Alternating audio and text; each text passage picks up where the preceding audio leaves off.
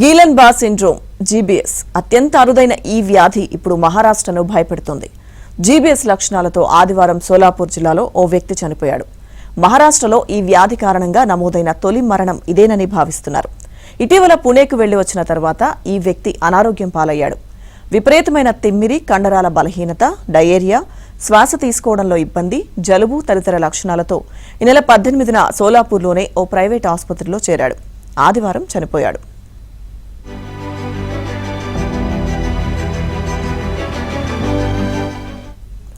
మరోవైపు పూణేలో జీబీఎస్ వ్యాప్తి తీవ్ర ఆందోళన కలిగిస్తోంది. ఇక్కడ ఇప్పటి వరకు 110 మందికి వ్యాధి సోకినట్లుగా నిర్ధారణ అయింది.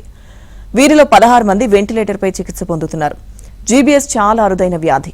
వైరల్, బ్యాక్టీరియా ఇన్ఫెక్షన్ సోకినప్పుడు రోగనిరోధక వ్యవస్థ పూర్తిగా దెబ్బతిని నరాల వ్యవస్థపై ప్రభావం పడుతుంది. కొన్ని సందర్భాల్లో వ్యాక్సిన్లు వేసుకున్నప్పుడు వచ్చే ఇమ్యూనిటీ వ్యాధి కారకాలపై కాకుండా నరాలపై దుష్ప్రభావాన్ని చూపుతుంది. ఇక ఈ స్థితినే జీబీఎస్ వ్యాధి అంటారు.